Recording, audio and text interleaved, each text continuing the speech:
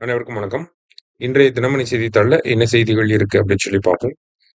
முதல் செய்தியில பார்த்தீங்கன்னா, தேசிய அளவில் தூய்மையான நகர் சென்னைக்கு 38வது இடம் அப்படின்னு சொல்லி குடுத்திருக்காங்க.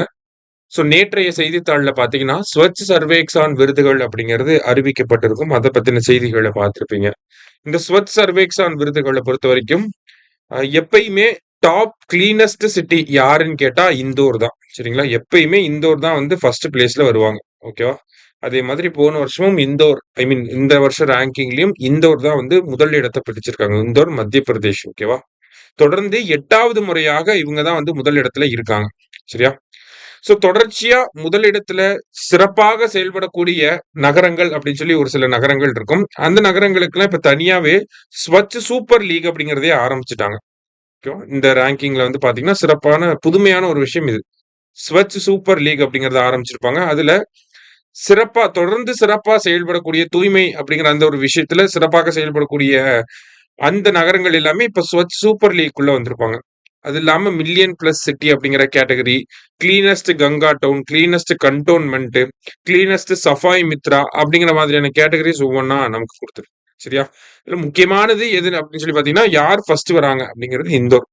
அடுத்தது இந்த ஸ்வச் சர்வேக்ஸான் விருதுகள் அப்படிங்கிறத எந்த அமைச்சகம் வெளியிடுறாங்க அப்படிங்கிறது ரொம்ப முக்கியமான ஒரு கேள்வியா இருக்கு இதை பொறுத்த வரைக்கும். ஓகேவா? ஸ்வச் சர்வேக்ஸான் விருதுகளை எந்த அமைச்சகம் வெளியிடுறாங்க அப்படின்னா, மத்திய வீட்டு வசதி மற்றும் நகர்ப்புற வளர்ச்சித்துறை அப்படிங்கிற இந்த அமைச்சகம் தான். Ministry of housing and urban affairs அப்படின்னு சொல்லி நம்ம இங்கிலீஷ்ல சொல்லுவோம் இல்லையா?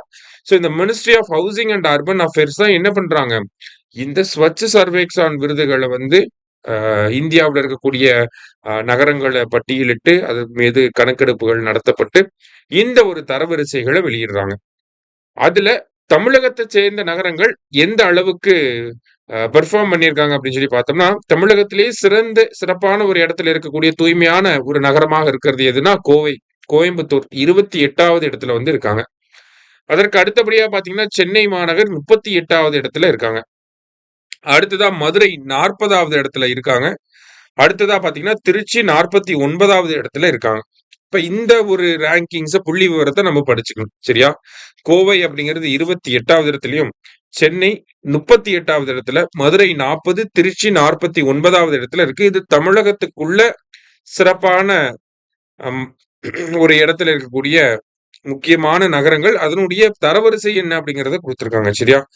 இது தமிழகம். நேத்து இந்திய அளவுல பார்த்திருப்பீங்க. இன்னைக்கு தமிழகம் சார்ந்து நம்ம பார்த்திருக்கோம். அடுத்ததா பாத்தீங்கன்னா, இன்றைய திருக்குறள். திருக்குறள்ல என்ன சொல்லியிருக்காங்க அப்படின்னா, "உள்ளுவது எல்லாம் உயர்வுள்ளல் மற்றது தள்ளினும் தள்ளாமை நீர்த்து" அப்படின்னு சொல்லி குடுத்திருக்காங்க. "எண்ணுவதெல்லாம் உயர்வைப் பற்றியே எண்ண வேண்டும். அவ்வுயர்வு கைகூடாவிட்டாலும் அவ்வாறு எண்ணுவதை விடக்கூடாது" அப்படின்னு சொல்லி குடுத்திருக்காங்க. சரியா? அப்ப நம்மளோட திங்கிங் எல்லாமே ஹையர் ஆர்டர்ல இருக்கணும்னு சொல்றாங்க. எப்பயுமே உயர்வ பற்றி தான் நம்ம நினைக்கணும்.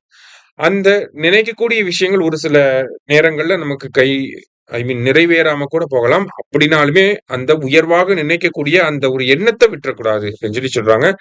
சோ எய்ம் ஹையர் அப்படின்னு அப்துல் கலாம் கூட சொல்லியிருப்பாரு. அதேதான். திருக்குறள் எண் 596 அதிகாரம் ஊக்கமுடைமை அப்படிங்கிற அதிகாரத்துல. அடுத்ததா பாத்தீங்கன்னா, அந்த நீதிபதி யஸ்வந்த் வர்மா இவருடைய பதவி நீக்கம் குறித்து ஒரு சில விஷயங்கள் போயிட்டு இருக்குன்றத நம்ம முன்னாடியே பார்த்திருந்தோம். வரக்கூடிய நாடாளுமன்ற கூட்டத்தொடர்ல இவர பதவி நீக்கம் செய்யறதுக்கான அந்த ஒரு தீர்மானம் அப்படிங்கிறது கொண்டு வரப்பட்டு, இவர பதவி நீக்கம் செய்யறதுக்கான அந்த நடைமுறைகள தொடங்க போறாங்க அப்படிங்கிறத நம்ம பார்த்துருந்தோம். பொதுவாவே ஒரு அ உயர் நீதிமன்றத்தினுடைய நீதிபதி, உச்ச நீதிமன்றத்தோட நீதிபதி யார் 2 பேரா இருந்தாலுமே ஒரே மாதிரியான ரிமூவல் ப்ரொசீஜர்ஸ் தான் இருக்கு. அது 2யுமே எக்ஸ்பிளைன் பண்றது எந்த சட்டம் அப்படின்னா, நீதிபதிகள் விசாரணை சட்டம். ஜட்ஜஸ் என்குயரி ஆக்ட் அப்படின்னு சொல்லி சொல்லுவாங்க இங்கிலீஷ்ல. ஓகேவா? ஜட்ஜஸ் என்குயரி ஆக்ட் எப்போ வந்திருக்கும் அப்படின்னா, 1968ல இந்த ஜட்ஜஸ் என்குயரி ஆக்ட் அப்படிங்கிறது வந்திருக்கும். இந்த சட்டத்தின்படி பார்க்கிறப்ப, இவர பதவி நீக்கம் செய்யக்கூடிய அந்த ஒரு ரெசல்யூஷன் நம்ம எங்க கொண்டு வரலாம்? லோக்சபாலயும் கொண்டு வரலாம், ராஜ்யசபாலயும் கொண்டு வரலாம். லோக்சபானா 100 உறுப்பினர்களோட ஆதரவு இருக்கணும். ராஜ்யசபானா 50 உறுப்பினர்களோட ஆதரவு இருந்தா போதும். அடுத்தது இந்த ஒரு ரெசல்யூஷன அக்செப்ட் பண்ணிக்கிறதும், ரிஜெக்ட் பண்றதும் ஸ்பீக்கரோட டிஸ்கிரிஷன். சபாநாயகர் நினைச்சாருன்னா அக்செப்ட் பண்ணிக்கலாம். இல்லாட்டி டிஸ்கிரி ஐ மீன் ரிமூவ் ஐ மீன் அ அத அக்செப்ட் பண்ணிக்காமயும் விட்டுறலாம். ஸ்பீக்கர் இன் கேஸ் அக்செப்ட் பண்ணிக்கிட்டார் அப்படின்னா, அவரு என்ன பண்ணுவாருன்னா, ஒரு 3 மெம்பர் கமிட்டிக்கு இத ஃபார்வர்ட் பண்ணிடுவாரு. அந்த 3 மெம்பர் கமிட்டில யாரெல்லாம் இருப்பாங்கன்னா, சீஃப் ஜஸ்டிஸ் ஆஃப் இந்தியா இருப்பாங்க. அப்புறம் ஒரு நீதிமன்றத்தோடைய ஒரு ஹைகோர்ட்டோட சீஃப் ஜஸ்டிஸ் இருப்பாங்க. அப்புறமா ஒரு டிஸ்டிங்யூஸ்ட் ஜூரிஸ் இருப்பாரு. ஓகே. ஜூரிஸ்ட் வந்து இருப்பாங்க. ஸோ இவங்க விசாரிச்சு, நம்ம நீதிபதி வந்து யஷ்வந்த் வர்மா அவர்கள் வந்து குற்றம் பண்ணியிருக்கிறார் அப்படிங்கிறத இவங்களும் ஒரு தடவ உறுதிப்படுத்திட்டாங்க அப்படின்னா, அடுத்தது 2 அவையிலயும் ஸ்பெஷல் மெஜாரிட்டில பாஸ் பண்ணி குடியரசுத் தலைவருக்கு அனுப்பி வைக்கப்படும். குடியரசுத் தலைவர் ஒப்புதல் குடுத்துட்டாங்க அப்படின்னா, அவர பதவி நீக்கம் செய்ய முடியும். இதுவரைக்கும் யாரும் இந்த மாதிரி பதவி நீக்கம் செய்யப்படல. ஒரே ஒரு முறை ஜஸ்டிஸ் ராமசுவாமி அவர்கள் 1991, 93 இந்த காலகட்டத்தில அவர் மேல பதவி நீக்க தீர்மானங்கள் கொண்டு வரப்பட்டிருக்கும். ஆனா, அவர பதவி நீக்கம் செய்ய முடியாம போயிருக்கும். காங்கிரஸ் கட்சி வந்து அப்ப வந்து அந்த வோட்டிங் ப்ராசஸ்ல வந்து ஓட்டு போடாம விட்டுருப்பாங்க. ஸோ இந்த மாதிரி இதுக்கு முன்னாடி ஒரே ஒரு இன்ஸ்டன்ஸ் தான் நடந்திருக்கு. இப்ப இன்னொரு இன்ஸ்டன்ஸஸ் வரப்போகுது. முதல் முறையா ஒரு நீதிபதிய நம்ம பதவி நீக்கம் செய்ய போறோமா? அப்படிங்கிறத நம்ம பொறுத்திருந்து தான் பார்க்கணும். சரிங்களா? ஸோ இன்றைய செய்தித்தாள்ல இருந்து முக்கிய செய்திகள வந்து பார்த்திருக்கோம். நன்றி.